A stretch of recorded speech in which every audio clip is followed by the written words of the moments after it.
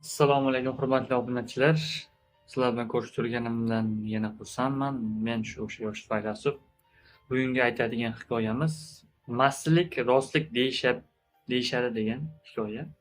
Lekin sizlarga ichishni maslahat bermasdim. Spirtli ichimliklar iste'mol maslahat bermasdim.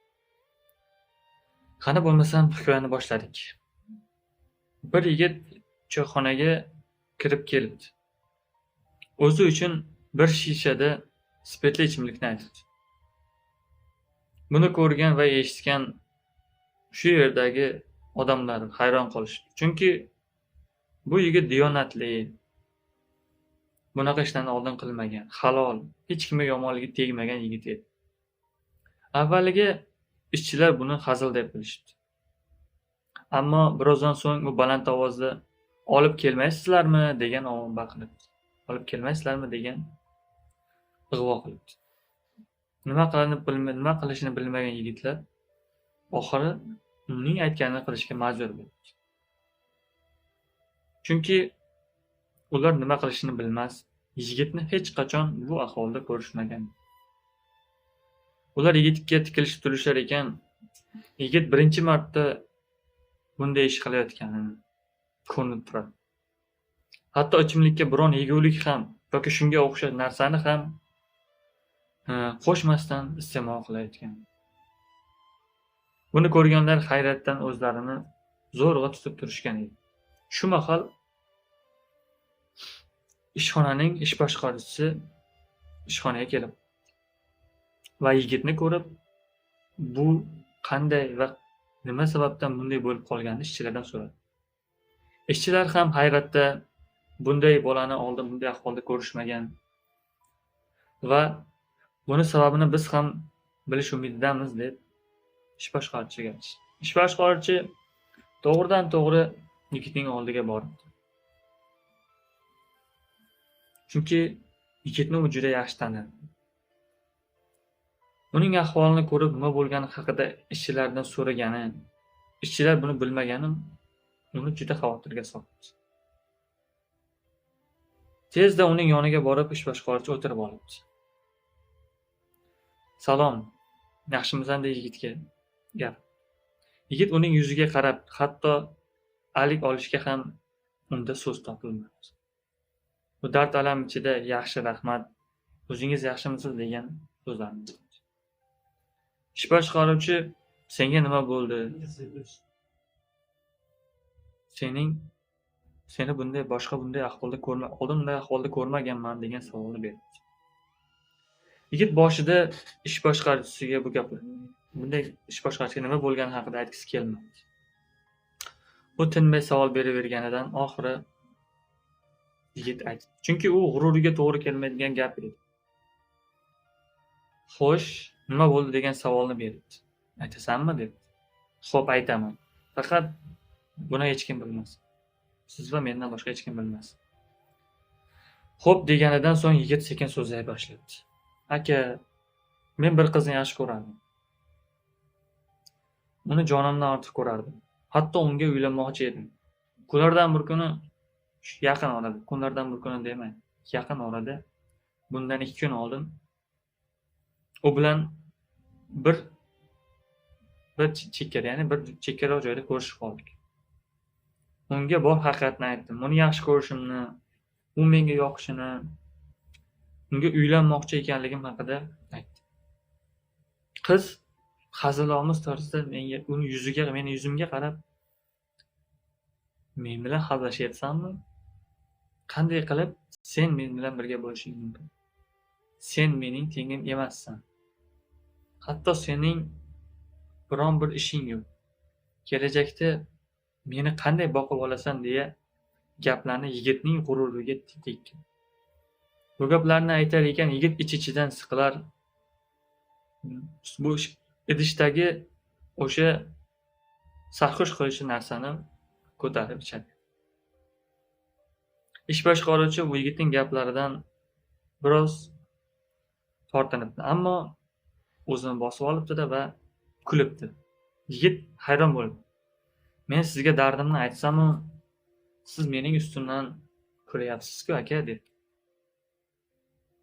Yo'q, sening ustingdan kulmayapman. Xuddi shunday ahvol, shunday voqea mening ham hayotimdan o'tgan.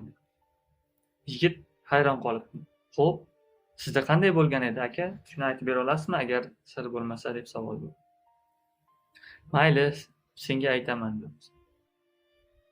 Men oldin oddiy oilada tug'ilganman. Ota-onam erta vafot etib ketgani sababli bir hovlida bir singlim va bir akam bilan qolgan edim. Akam bizni boqish uchun chetga ishlashga ketdi, ammo qaytib kelmadi. Eshitishimcha, o'sha yerlarda qurilishda halok bo'lib ketgan ekan.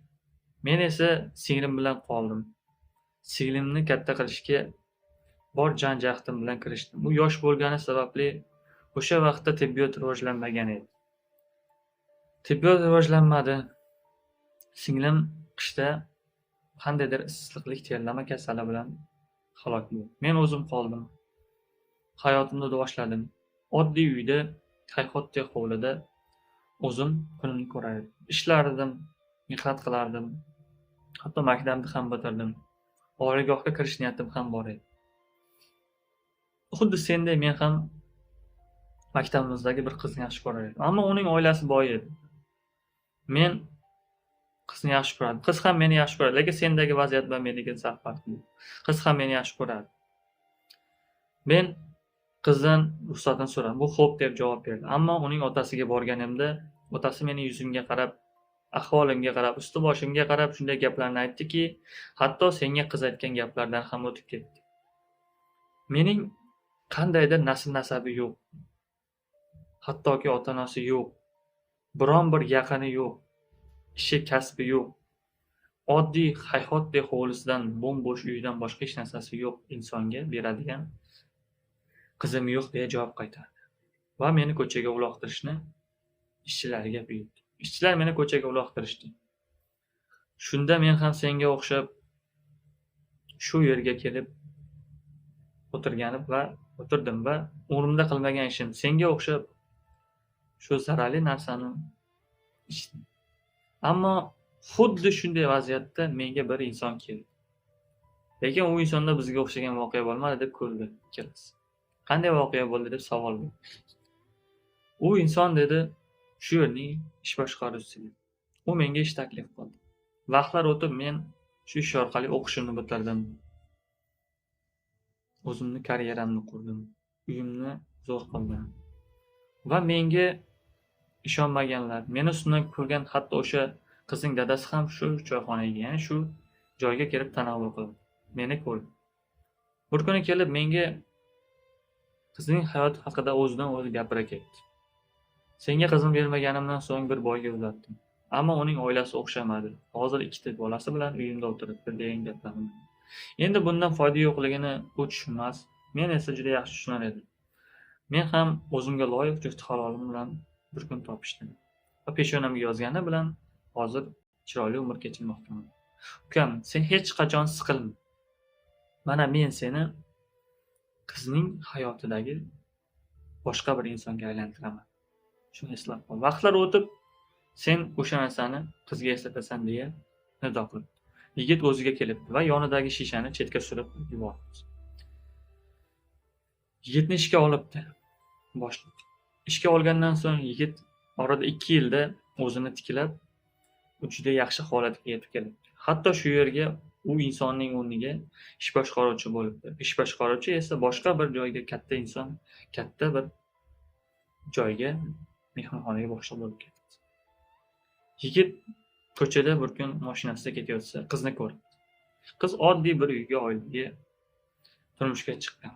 Uni olgan yigit ham sarmast bo'lib ko'chada qiziga bir nimalarni gapirib yotgan edi. Uning bir alami kelib, borib o'sha yigitni urgisi keldi, ammo boyagi boshlig'ini gapi esiga. Sen buning kunini eslaysan degan gap. Va o'zini sekin mashinasini mindidi, oldinga qarab ketdi. Shunday ekan, pul, mol, davlat uchun sizni tanlaydigan insonni emas, sizni boringizcha va siz bilan kelajakni qura oladigan insonni tanlashingiz bu hayotdagi eng katta yutuqlaringizdan biri bo'lishi mumkin. Shuni eslab qoling. Rahmat hammaga. Yana aytib o'taman, spirtli ichimliklar yaxshi narsa emas. Meni kuzatib borishda davom eting. Sizlar orqali men obunachilarni yig'ishni davom etaman. Agar obunachilarimiz 50 tadan oshsa, laivda chiroyli suhbatlar bo'lishi mumkin. Bundanda chiroyli gaplar aytilishi mumkin va suhbatimiz davomida chiroyli mavzularni aytsangiz, o'shanga qarab hikoyalar tuzishi mumkin. Rahmat hammaga.